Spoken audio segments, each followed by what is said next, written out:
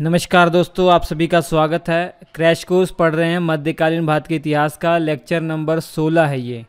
इससे पहले 15 के 15 लेक्चर आप आसानी से पढ़ लीजिए क्योंकि बहुत सरल भाषा में है और आपका समय भी बचेगा। ये सीरीज इस प्रकार से इसको बनाया गया है ना कि पहली बात आपका समय यहाँ पर बहुत सेव होगा क्योंकि सब कुछ जो इम्पोर्टेंट कंटेंट है वो बहुत कम समय में आपको याद करवा दिया जाएगा। सभी परीक्षाओं के लिए ज़रूरी है, तो इसे ज़रूर पढ़िए। जैसा कि मैं बता दूं, दिल्ली सल्तनत हमारा चैप्टर चल रहा है, बहुत बड़ा पोर्शन है ये। गुलाम वंश, खिलजी वंश और तुगलक वंश। गुलाम वंश, खिलजी वंश हमने पढ़ लिया है और तुगलक वंश हम ये पढ़ रहे हैं। तो तुगलक वंश इन पांचों वंशों में से सबसे बड़ा टाइम पीरियड तुगलक वंश का ही था। तो पिछले 2 लेक्चर में हमने तुगलक वंश को पढ़ा, जिसमें तुगलक वंश के संस्थापक गयासुद्दीन तुगलक के बारे में पढ़ लिया। 1320 से लेकर 1325 ईस्वी तक जिनका रूल रहता है, जो सुल्तान बने रहते हैं, वो आपने अच्छे से पढ़ लिया। उसके बाद गयासुद्दीन तुगलक का बेटा आया मोहम्मद बिन तुगलक। 1325 से लेकर 1351 तक इसका शासन रहता है। और आज हम फिरोज शाह तुगलक के बारे में पढ़ेंगे, जो कि मोहम्मद बिन तुगलक का चचेरा भाई था, इसका कज़न था। तो फिरोज शाह तुगलक कौन था? ये गयासुद्दीन तुगलक का भतीजा था, या कहा जाए मोहम्मद बिन तुगलक का भाई लगता था।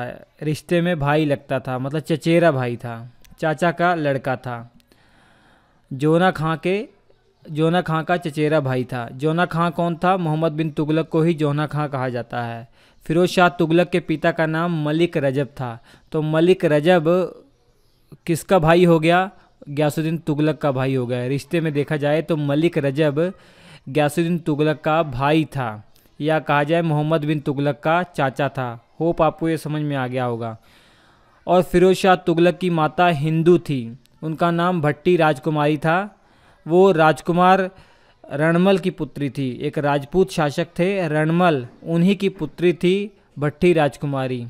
तो फिरोज शाह तुगलक की माँ भी हिंदू थी। इससे पहले आपने देखा गयासुद्दीन तुगलक की माता भी हिंदू ही थी। और ये याद रखिए, दिल्ली का ये पहला ऐसा सुल्तान था जिसने ब्राह्मणों पर भी जजिया कर लगा दिया था। 1376 ईस्वी में इसने ये डिसीजन लिया कि अब से ब्राह्मणों को भी जजिया कर देना पड़ेगा। बहुत महत्वपूर्ण बात है। इससे पहले जो जजिया कर था वो भले ही गैर मुस्लिम लोगों से लिया जाता था, अर्थात जो इस्लाम धर्म को नहीं मानते थे उनसे जजिया कर लिया जाता था, लेकिन ये हिंदू धर्म के ब्राह्मणों से अभी तक नहीं लिया जा रहा था। अगर आपको याद हो, मैंने पहले ही लेक्चर में आपको बताया था, जब भारत पर अरबों का आक्रमण हुआ था, मोहम्मद बिन कासिम ने जजिया कर की शुरुआत भारत में की थी, सिंध वाले क्षेत्र में। तब से ये चलता ही आ रहा है। और ब्राह्मणों पर पहली बार जजिया कर लगाने वाला फिरोज शाह तुगलक था, क्योंकि इससे पहले किसी भी सुल्तान ने ब्राह्मणों के ऊपर जजिया कर नहीं लगाया था। ब्राह्मणों का काम होता था शिक्षा देना और जो पूजा पाठ करना, यज्ञ करवाना, तो इसलिए इनसे जजिया कर नहीं लिया जाता था। लेकिन फिरोज शाह तुगलक वो पहला सुल्तान बन गया दिल्ली का जिसने जजिया कर लगाया। इसने ये हवाला दिया कि इकोनॉमी बहुत डाउन हो चुकी है, अर्थव्यवस्था बहुत डाउन हो चुकी है, इसलिए ये जजिया कर ब्राह्मणों को भी देना आवश्यक है। ये याद रखेंगे। और इसके साथ ही ये भी याद रख लीजिए, फिरोज शाह तुगलक ने जजिया कर को एक अलग से स्पेशल टैक्स बना दिया। इससे पहले राजस्व जो कर होता था ना, उसी में इसको इंक्लूड करके लिया जाता था, लेकिन स्पेशल अलग कर दिया जजिया कर को फिरोज शाह तुगलक ने ही। फिरोज शाह तुगलक के टाइम पीरियड पर जो इसका समय था बहुत लगभग शांतिपूर्वक था। ना कोई मंगोल आक्रमण इस पे हुए थे और ना ही अकाल की स्थिति आई थी। इससे पहले मोहम्मद बिन तुगलक के टाइम पीरियड पर मंगोल आक्रमण बहुत अधिक हुए थे और अकाल की भी बहुत स्थिति आई थी। लेकिन इसका जो टाइम पीरियड था बिल्कुल शांति वाला टाइम पीरियड था। ना मंगोल आक्रमण हुए थे और ना ही अकाल पड़ा था। ये याद रखिए कि फिरोज शाह तुगलक जो था ना, ये मुस्लिमों को बढ़ावा देने के लिए अलग अलग काम करता था। भले ही इसकी माता हिंदू थी, लेकिन ये मुस्लिमों, इस्लाम धर्म को आगे बढ़ाने के लिए अलग अलग तरीके, अलग अलग काम करता था। इसी लिहाज से इसने जो ऊंचे पद थे, दिल्ली के ऊंचे जो पद थे, वो केवल सुन्नी मुसलमानों को ही इसने दिए थे। और अपना जो शासन व्यवस्था ये चलाता था, इस्लाम धर्म के अनुसार चलाता था। धर्म के आधार पर इसने अपना शासन व्यवस्था पूरी चलाई थी। इक्ता प्रथा को इसने वंशानुगत कर दिया था। अब इक्ता प्रथा आप जानते ही हैं कि कुछ भूमि किसी को दे देना और वहाँ का उस व्यक्ति को इक्तेदार बना देना, वहाँ का इक्तेदार या सूबेदार बना देना, वो उसको संभालने के लिए उस व्यक्ति को दे देना। अब ये वंशानुगत कर दिया फिरोज शाह तुगलक के द्वारा, अर्थात जो इक्तेदार होगा उसकी मृत्यु के बाद उसका जो उत्तराधिकारी या पुत्र जो होगा वो वहाँ का इक्तेदार बन जाएगा। तो इक्ता प्रथा को वंशानुगत बनाने वाला फिरोज शाह तुगलक ही था। इसने स्वयं को खलीफा का नायब कहा है। स्वयं को खलीफा का नायब कहने वाला सुल्तान फिरोज शाह तुगलक ही था। इसके अलावा ये इस्लाम धर्म को इतना ज़्यादा मानता था कि इसने कहा कि जो महल के दीवालों पर जो चित्र छपे हुए हैं इनको हटा देना चाहिए। इसको हटा दिया इसने और कहा ये इस्लाम धर्म के खिलाफ है, इसलिए इसने महल से भित्ति चित्रों को हटा दिया। जो तस्वीरें बनी हुई थी, जो चित्र बने हुए थे, उन्हें हटा दिया फिरोज शाह तुगलक ने, क्योंकि इसने कहा कि ये इस्लाम धर्म के खिलाफ है।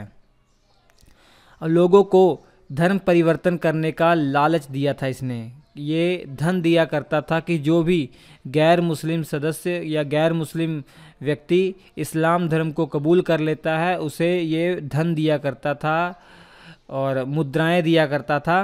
इसी कारण से एक इतिहासकार है शम्स सिराज अफीफ, इन्होंने कहा है कि फिरोज शाह तुगलक के राज दरबार में लंबी लंबी कतारें लगा करती थी गैर मुस्लिम लोगों की, जो इस्लाम धर्म को कबूल करने के लिए आया करते थे और ढेर सारा धन लेकर जाया करते थे। जियाउद्दीन बर्नी, शम्स सिराज अफीफ, इसको अपना संरक्षण प्रदान किया था फिरोज शाह तुगलक ने। तो फिरोज शाह तुगलक ने अपने दरबार में जियाउद्दीन बर्नी और शम्स सिराज अफीफ को संरक्षण प्रदान किया था। जियाउद्दीन बर्नी बहुत इंपॉर्टेंट है, इसकी दो जो रचनाएं हैं आपकी परीक्षाओं में ज़रूर पूछी जा सकती हैं, फतवा-ए-जहांदरी और तारीख़ फिरोज शाही। तारीख़ फिरोज शाही बहुत महत्वपूर्ण है। और फिरोज शाह एक ऐसा सुल्तान था जिसने अपनी आत्मकथा खुद लिखी है, उसका नाम है फुतुहात फिरोज शाही। फुतुहात फिरोज शाही एक ऐसी पुस्तक है जिसमें फिरोज शाह तुगलक ने अपनी आत्मकथा खुद लिखी है। तो इस बात पे ये एक महत्वपूर्ण बात नोट कर लीजिए कि दिल्ली सल्तनत के ऐसे कौन से सुल्तान हुए हैं या ऐसे कौन से शासक हुए हैं जिन्होंने अपनी आत्मकथा लिखी है। तो दिल्ली में तो एक ही सुल्तान हुआ है, फिरोज शाह तुगलक। इसके अलावा जब आप मुग़ल वंश पढ़ेंगे, मुग़ल साम्राज्य पढ़ेंगे, तो मुग़ल साम्राज्य का संस्थापक बाबर और जहांगीर, इन दोनों ने भी अपनी अपनी आत्मकथा लिखी हुई है। ठीक है, याद रखिए। तो ये तीन ही शासक ऐसे हुए हैं।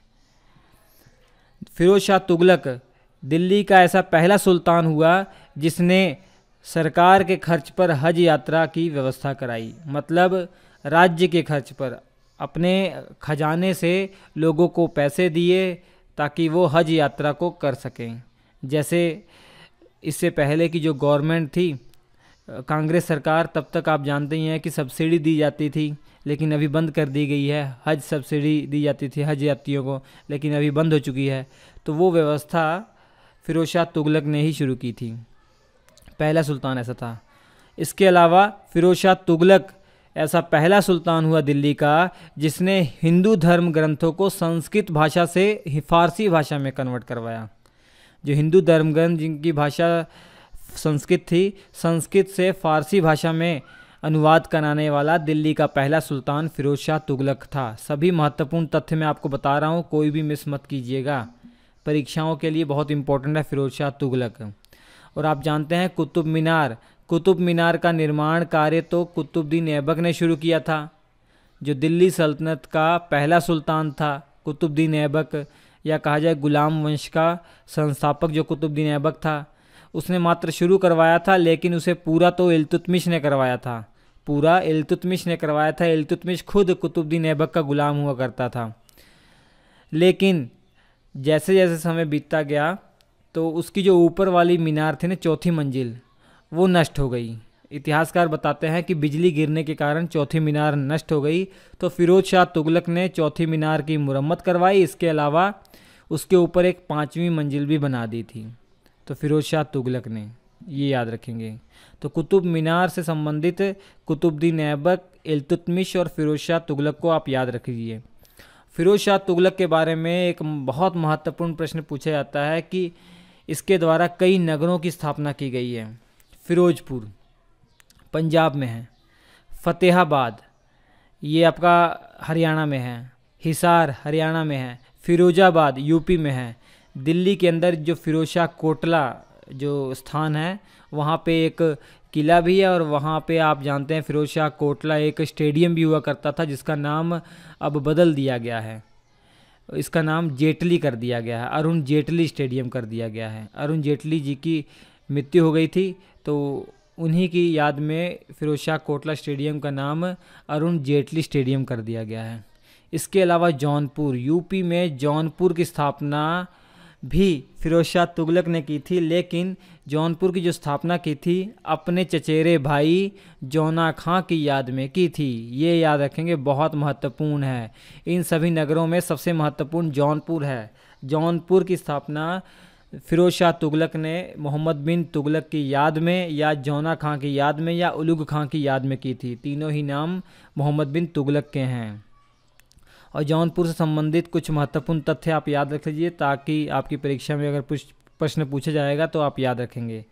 जौनपुर की स्थापना 1359 ईस्वी में फिरोज शाह तुगलक ने की थी। उत्तर प्रदेश में पड़ता है जौनपुर, आप जानते ही होंगे। ऐसा नहीं कि जौनपुर पहले से वहाँ नहीं था, मतलब उसका नामकरण किया गया, एक तरीके से एक क्षेत्र का नामकरण किया गया, तो ये कहा जा रहा है कि जौनपुर की स्थापना इसने की। ठीक है। और जौनपुर ये था तो दिल्ली सल्तनत के अधीन, लेकिन ज्यों ही फिरोज शाह तुगलक की मृत्यु होती है उसके बाद कुछ वर्षों के बाद 1394 ईस्वी में मलिक सरवर उसे स्वतंत्र घोषित कर देता है। जौनपुर में शर्की साम्राज्य की स्थापना करता है और जौनपुर को एक स्वतंत्र स्थान घोषित कर देता है, एक साम्राज्य घोषित कर देता है। मलिक सरवर कौन था? मलिक सरवर शर्की पूरा नाम है इसका। मलिक सरवर जो था ना, ये फिरोज शाह तुगलक के द्वारा नियुक्त किया गया जौनपुर का सूबेदार हुआ करता था। मलिक सरवर को फिरोज शाह तुगलक ने जौनपुर में एक सूबेदार कह लीजिए, गवर्नर नियुक्त किया था, लेकिन फिरोज शाह तुगलक की जब मृत्यु हो जाती है 1388 में, इसके जो उत्तराधिकारी थे उतने सक्षम नहीं थे। इसी कारण से 1394 ईस्वी में मलिक सरवर ने जौनपुर को दिल्ली सल्तनत से स्वतंत्र घोषित कर दिया और शर्की साम्राज्य की स्थापना की। और जौनपुर में एक मस्जिद है जिसे अटाला मस्जिद कहा जाता है, बहुत महत्वपूर्ण है। इसकी स्थापना इब्राहिम शाह शर्की ने की थी 1408 ईस्वी में। हालांकि इस मस्जिद का निर्माण बरसों पहले शुरू हो गया था, लेकिन ये पूरा जो हुआ इब्राहिम शाह शर्की के द्वारा हुआ 1408 ईस्वी में। तो अटाला मस्जिद, ये तस्वीर देख लीजिए, जौनपुर की सबसे फेमस जगह है अटाला मस्जिद। अटाला मस्जिद का निर्माण इब्राहिम शाह शर्की के समय पर हुआ 1408 ईस्वी में। अटाला मस्जिद जो थी एक मंदिर को तोड़वाने के बाद बनाई गई थी। उस मंदिर का नाम है अटाला देवी का मंदिर। अटाला देवी का मंदिर को तोड़वाने के बाद इब्राहिम शाह शर्की के द्वारा अटाला मस्जिद को कंप्लीट करवाया गया। ये है अटाला मस्जिद, तस्वीर देख लीजिए। बहुत महत्वपूर्ण बात मैं आपको बता रहा हूँ। तो शर्की साम्राज्य वहाँ पर स्थापित हो गया था पहले, ये याद रख लीजिए। इसके अलावा मैंने प्राचीन भारत का इतिहास जब आपको पढ़ाया था तो सम्राट अशोक के बारे में जब पढ़ाया था तो एक बात आपको अभी तक याद होनी चाहिए। 2 स्तंभ ऐसे हैं सम्राट अशोक के जिनको ट्रांसफ़र किया गया दिल्ली में। एक स्तंभ है टोपरा का स्तंभ, जो कि कह लीजिए अंबाला के पास पड़ता है, अंबाला से कुछ दूरी पर पड़ता है। हरियाणा के अंबाला में एक अभिलेख था, एक स्तंभ अभिलेख था अशोक का, सम्राट अशोक का, उसे दिल्ली मंगवाया गया। इसके अलावा मेरठ में एक अभिलेख था इसी प्रकार का स्तंभ अभिलेख, उसे भी दिल्ली मंगवाया गया। तो सम्राट अशोक के 2 अभिलेखों को फिरोज शाह तुगलक के द्वारा दिल्ली ट्रांसफ़र करवाया गया। इसी प्रकार के थे स्तंभ लेख, ऐसे स्तंभ हैं उस पर कुछ लेख लिखवाए गए हैं सम्राट अशोक के द्वारा। बहुत महत्वपूर्ण बात है, अभी याद कर लीजिए। और इसके अलावा एक और महत्वपूर्ण बात मैं आपको बता रहा हूँ कि फ़िरोज़ शाह तुगलक दिल्ली का वो सुल्तान था जिसने सबसे अधिक नहरों का जाल बिछा दिया था। तो अगर मैं इस प्रश्न पूछूं कि ऐसा कौन सा दिल्ली का पहला सुल्तान था जिसने पहली बार नहरों की स्थापना की, तब तो आप गयासुद्दीन तुगलक के बारे में बताएंगे। लेकिन सबसे अधिक नहरों का जाल बिछा देने वाला अर्थात सबसे अधिक नहरों का निर्माण करने वाला सुल्तान फ़िरोज़ शाह तुगलक था। ठीक है। इसके अलावा सिंचाई कर इसने एक नया कर स्थापित किया जिसे हक ए शर्ब कहा गया। सिंचाई टैक्स को लाने वाला सुल्तान भी फ़िरोज़ शाह तुगलक ही था। वो पहला सुल्तान जिसने सिंचाई कर लागू किया, जिसका नाम हक ए शर्ब था, वो फ़िरोज़ शाह तुगलक ही था। गरीबों के लिए इसने अस्पताल बनवाए थे। उन अस्पतालों को दारुल शिफा कहा जाता था। गरीबों के लिए इसने अस्पताल बनवाए थे जिसे दारुल शिफा कहा जाता था। वहाँ पर मुफ्त में उनका इलाज किया जाता था। और गरीबों को दान देने के लिए एक खैरात विभाग इसने बनाया था। एक दान देने के लिए दान देने वाला एक नया विभाग बनाया था। इस विभाग को दीवाने खैरात कहा जाता है। जो ज़रूरतमंद होते हैं उन्हें ये खैरात दिया करता था विभाग, दीवाने खैरात। जैसे आज राहत कोष होती है ना, प्रधानमंत्री राहत कोष, जिसमें गरीब लोगों को सहायता की जाती है, उसी प्रकार का दीवाने खैरात विभाग इसने शुरू करवाया था। इसके अलावा गुलामों के लिए भी इसने एक अलग विभाग चलवाया था। उस विभाग का नाम है दीवाने बंदगान। कहीं कहीं दीवाने बंदगाह भी आपको लिखा आ जाएगा, टेंशन लेने वाली कोई ज़रूरत नहीं है। गुलामों के लिए एक अलग विभाग शुरू करने वाला फ़िरोज़ शाह तुगलक ही था। ऐसा इसलिए किया था क्योंकि दिल्ली सल्तनत में ये एकमात्र ऐसा सुल्तान था जिसके पास सबसे अधिक गुलाम हुआ करते थे। सबसे अधिक गुलाम रखने वाला दिल्ली का सुल्तान कौन है? फ़िरोज़ शाह तुगलक है। इतिहासकार बताते हैं लगभग 1,20,000 से अधिक और 1,80,000 के बीच में, 1,20,000 से 1,80,000 के आसपास इसके पास गुलाम थे। एग्जैक्ट नंबर तो आपसे नहीं पूछा जाएगा, बस ये याद रखिए सबसे अधिक गुलाम फ़िरोज़ शाह तुगलक के टाइम पीरियड पर थे। इसीलिए इसने एक अलग विभाग स्थापित करवा दिया था। 20 सितंबर 1388 ईस्वी में जौनपुर में इसकी मृत्यु हो जाती है। 1388 याद रखिए, 1388 ईस्वी में जौनपुर में फ़िरोज़ शाह तुगलक की मृत्यु हो जाती है। लेकिन फ़िरोज़ शाह तुगलक के टाइम पीरियड पर कुछ अभियान हैं जो आपकी परीक्षाओं में कभी कभार पूछ लिए जा सकते हैं। पहला अभियान बंगाल अभियान में। बंगाल अभियान में इसने 2 बार अभियान किया था, 1353 ईस्वी में और 1359 ईस्वी में। मैं आपको बता दूं ये दोनों ही फेल हो गए थे। बंगाल उस समय स्वतंत्र था, तो बंगाल अभियान दोनों ही स्वतंत्र हो गए थे। ठीक है, जैसा कि मैंने बताया था गयासुद्दीन तुगलक के टाइम पीरियड पर उसने बंगाल को अधिकार में तो ले लिया था, लेकिन कुछ वर्षों के बाद फिर से स्वतंत्र हो गया था। और फ़िरोज़ शाह तुगलक ने भी प्रयास किया लेकिन असफल रहा। तो 1353 1359 में इसने बंगाल अभियान तो किए लेकिन असफल रहा। उसके बाद 1360 ईस्वी की बारी आई, जाजनगर अभियान किया इसने उड़ीसा में जाजनगर अभियान किया। वहाँ पर गया, जो जगन्नाथ मंदिर है उसको भरपूर इसने लूटा 1360 ईस्वी में। इसके बाद नगरकोट अभियान को कांगड़ा किला अभियान भी कहा जाता है। हिमाचल प्रदेश के अंदर जो कांगड़ा ज़िला है ना, वहीं पे एक जगह है नगरकोट। यहाँ पर इसने अटैक किया था। वहाँ पे एक किला था जो राजपूतों का किला हुआ करता था, वहाँ पर भी इसने अटैक किया था। इसके अलावा नगरकोट के पास जो ज्वालामुखी मंदिर है, जिसे आप जोता वाली माता कहते हैं, जोता वाली, जहाँ पर जोत जगती है, अभी तक भी जोत जगती आ रही है, वहाँ पे एक सबसे प्रसिद्ध जो मूर्ति थी ना, इसको ये लूट के ले गया था। उसे मदीना इसने भिजवा दिया था, मक्का मदीना में भिजवा दिया था। इसके अलावा नगरकोट से ही जो ज्वालामुखी मंदिर है, इसे 1300 संस्कृत के धार्मिक ग्रंथ मिले थे, किताबें मिली थी, इसका भी इसने अनुवाद कराया था। तो हिमाचल प्रदेश में नगरकोट अभियान किया, उड़ीसा में जाजनगर अभियान किया, बंगाल अभियान किया।